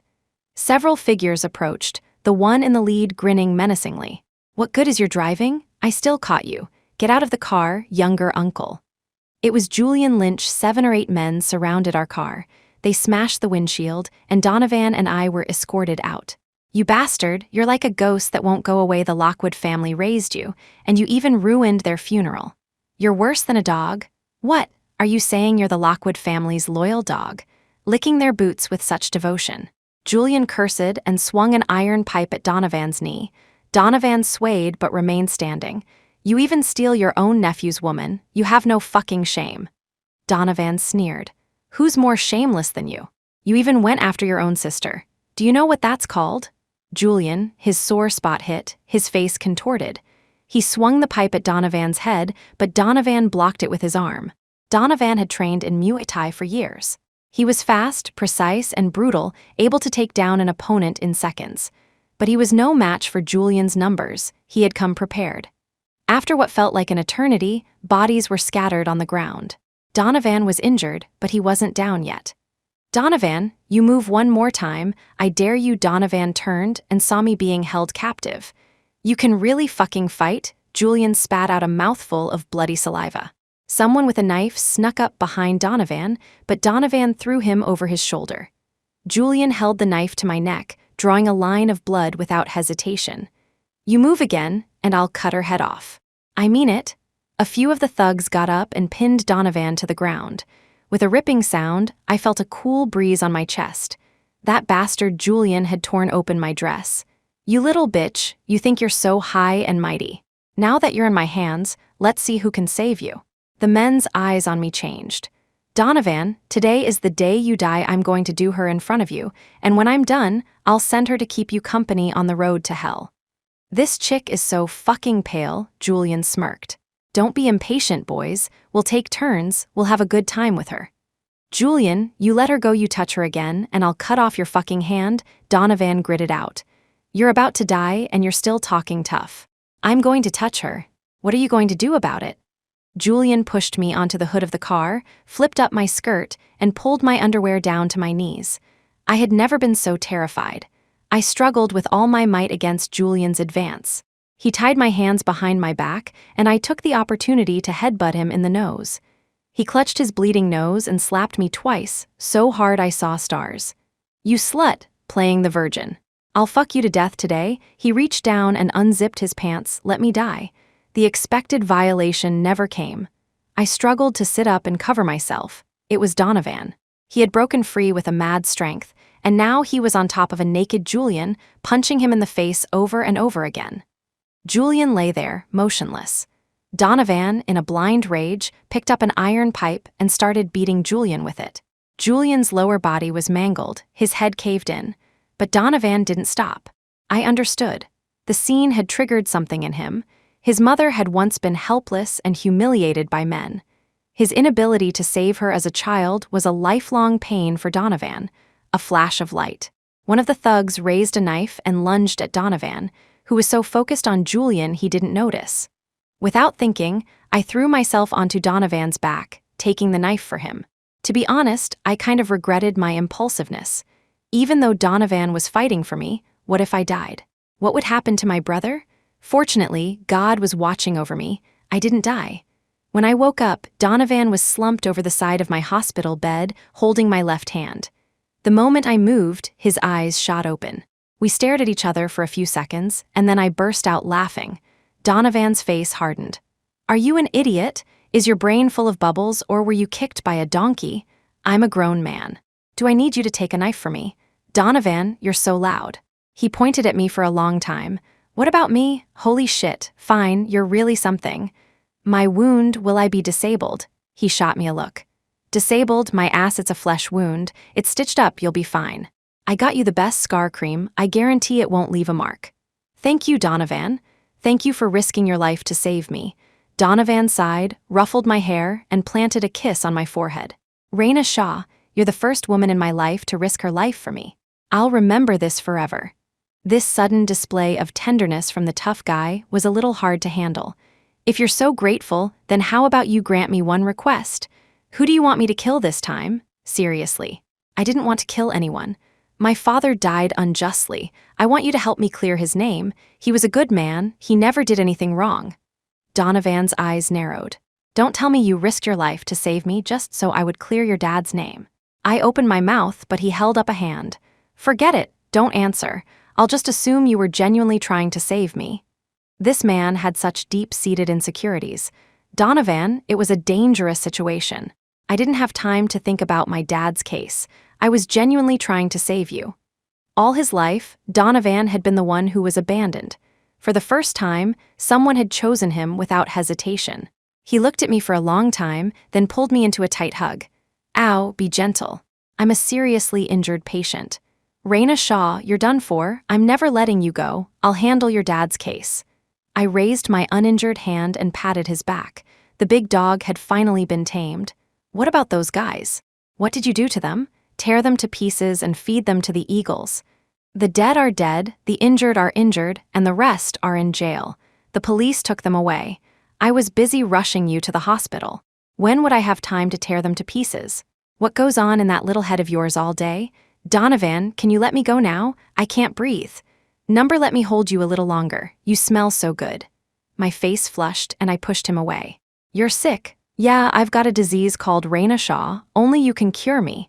He pressed my hand to his face. "Goddess, please save me." I suspected Donovan's brain had been damaged in the fight. "The day you're discharged from the hospital, I want you." Chapter 13. I had entered into a fake marriage with him to provoke Ethan, to make him act rashly and expose his weaknesses. Now, things were spiraling out of my control. Not knowing how to face it, I retreated under the covers. "Don't forget what you promised me." In the following days, Donovan became very busy. Sometimes he would visit me at night, sit by my bed for a while, and then leave. Other times, I wouldn't see him for days on end. As my wound neared full recovery, I grew anxious. Donovan was a man of his word.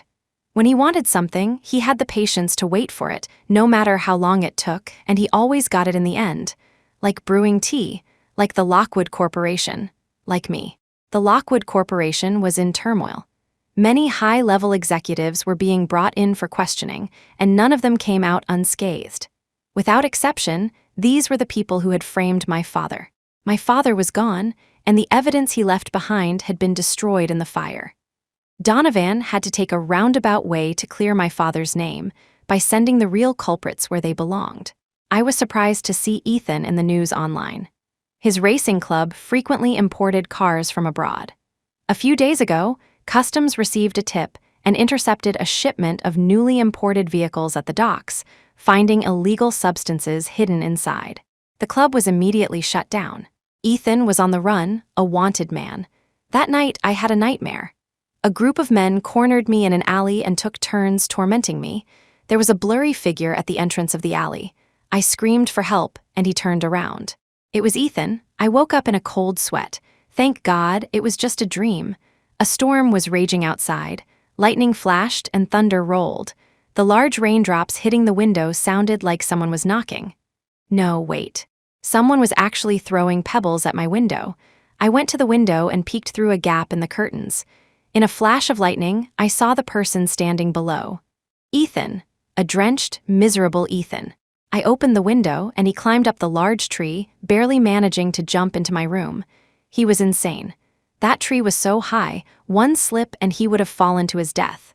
Ethan's eyes were red, his face covered in water. I couldn't tell if it was rain or tears. I followed him for 3 days. I finally found you. The police are looking for you. I know, but I had to ask you in person. Raina, why? His lips trembled and a tear rolled down his cheek.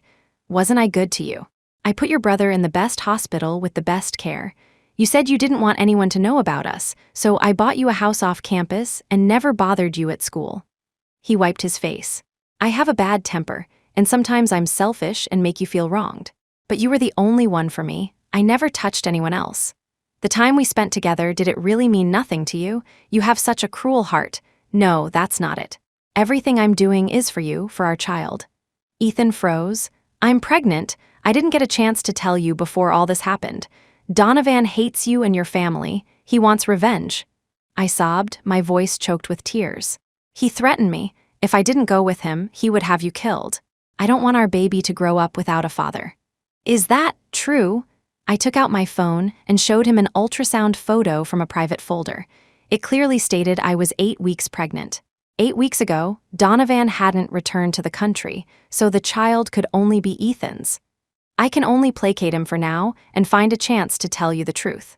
Once you take back the Lockwood Corporation, our family can be together again. I buried my face in Ethan's chest, hugging him tightly. How could I not miss you? I gave you my first time. You're the most important man in my life. I'm sorry, Raina. I was wrong to doubt you. Come with me. Let's run away to a place where no one knows us and start over. Ethan was a wanted man. He couldn't possibly get out of B City. I wasn't pregnant. The ultrasound was a picture I found online and photoshopped with my name. These lies were just to calm him down. I had seen the long knife tucked into the back of his waistband when he came in. Raina, what are you hesitating for? Let's go. Let's leave now. He grabbed my wrist and started pulling me towards the window, then suddenly stopped. Wait, before we go, can you call me husband just once? I swallowed hard. The successive deaths of his family members and the stress of being a fugitive had driven Ethan completely mad. Say it, you're not lying to me, are you? Ethan's expression turned vicious, a side of him I had never seen before. Come with me, it's fine if you don't say it now. We have a lifetime. There will be plenty of chances to hear it. I clung to the bedpost, refusing to let go. A jump from this height would be certain death. Ethan completely lost it. You bitch, you lied to me too. He grabbed my hair and started dragging me towards the window. Let her go. A phone came flying through the air, hitting Ethan in the face. He clutched his face, instinctively letting go of me. I immediately scrambled to the farthest corner of the room. Donovan, panting, glanced at me. I didn't know how much he had heard. Several hospital security guards followed him in. He told them to wait outside and close the door. You finally showed up, dear nephew. Get lost, you're not my uncle, you animal. Why do you say that? Didn't you say it yourself? We're family. Donovan, I know my own business better than anyone. I never touched that stuff. It was you. When the cargo arrived at the port, it was always Leo who took people to inspect it. He had the most opportunity to frame me. Donovan shrugged. That's just your word against his. Do you have any proof? If you do, you can tell the police. Report Leo. No need. He was just a dog in our house, a traitor. I've already killed him myself. Ethan had been pushed to the brink. The once carefree playboy who only cared about racing was now a murderer. Donovan, tell me, did you have anything to do with my grandfather's, my father's, and my mother's deaths? They're dead. Does it really matter if I had anything to do with it? It really was you. Ethan gritted his teeth and lunged at Donovan. He had been on the run for days, living on the streets. He was weak and no match for Donovan. In just a few moves, he was pinned to the ground and knocked out. Don't be afraid. He can't hurt you with me here. Donovan gestured to me with his chin, then walked to the window to look at his phone, which had fallen onto the grass below. I covered my mouth. Ethan got back up, pulled the knife from his waistband, and staggered towards Donovan, plunging it into his back. Chapter 14. Unfortunately, he didn't have the strength to hit a vital organ. Donovan, gritting his teeth, pulled out the knife and stabbed Ethan in the stomach in return. Once, twice, 3 times, bright red blood spurted from Ethan's mouth, spraying all over Donovan's face. He smiled, wrapping his arms around Donovan's neck, his entire body weight pressing down. I was frozen in horror, curled up in the corner. The police rushed in, and one of them knelt in front of me, saying something, but I couldn't hear a thing. I covered my ears and screamed hysterically. Donovan's knife wound wasn't serious. He died from massive internal bleeding caused by a ruptured organ. Ethan lay next to Donovan, a knife plunged deep into his stomach. He was on his back, a smile on his face. By a strange twist of fate, all the Lockwoods were dead. After giving my statement, I rushed to the hospital without a moment's delay. I had to see Hector. Hector's bed was empty. I grabbed a nurse. The patient in the isolation room. My brother, where did he go? Her eyes were filled with pity. The patient suffered acute organ failure and has passed away. We couldn't reach any family, so he's temporarily in the morgue. I collapsed onto the hallway floor, completely numb. How could this be? I was so close to being able to tell him in person that I had avenged him. I had given everything, but in the end, I still couldn't save him. I sat on the cold floor, crying and laughing, my heart shattered into dust. Without Hector, what was the point of my sacrifice? Without Hector, how could I face the days ahead? I married Hector 3 times in my life. The first time I was 6, and he was playing house with me. I wore a doll's veil and a ring Hector had woven from grass. The second time, Hector was 18. I took him to my mother's grave and told her I would marry no one but Hector. My mother's picture on the headstone smiled without objecting. Hector stood with his head down, his face full of worries. The third time was the day I agreed to go with Ethan. I lay by Hector's bed. He was so weak he was barely conscious. I placed the pair of rings I had kept for years under his pillow. Hector wasn't my real brother. My mother died when I was born, and it was Hector's mother, Aunt Chen, who raised me. Hector doted on me, but he was a man of few words, always protecting me in silence. My father, grateful to Aunt Chen for raising me so well, took great care in Hector's upbringing. After Aunt Chen passed away from illness, my father kept Hector by his side. Because we both had the same last name, Shaw, people always thought we were brother and sister. But God knows, I didn't want to be, nor was I, his sister. Hector understood everything, but my father had raised him, treated him like his own son. Hector didn't want to hurt my father, so he never revealed his love for me, not even until the day he died. I didn't really like horseback riding, Hector did. I went to every lesson with him because it was the only time I could be held in his arms without anyone questioning it. In life, what is harder to walk, the path under your feet or the path in your heart? I don't know. All I know is that Hector left me. With his quiet departure, he took my entire spring with him. From then on, my life was trapped in a perpetual winter. I no longer had the capacity to love. When the sun rises tomorrow, I will be the loneliest person in the world. The Lockwood case dragged on for a long time. As Donovan's widow, his legal wife, I unexpectedly inherited the entire Lockwood fortune. After all their scheming and fighting, the Lockwood family ended up with nothing. I bought the horse ranch where Hector and I used to ride. Not for any particular reason, just to keep that piece of land, to keep my memories. I had Hector's ashes made into a diamond ring and necklace, which I wear every day. I'm not crazy, I just miss him so much. Hector, I miss you so much. After settling everything, I went to study abroad in Y country. Hector's dream was to become an unbeatable lawyer, to fight for justice. The dream he couldn't fulfill, I took upon myself. Law was incredibly difficult. I recorded lectures, took notes, and reviewed them after class. I practiced my English every day. Stumbling along, I finally completed my first year. On the first day of my sophomore year, the campus was once again filled with excited and curious freshmen.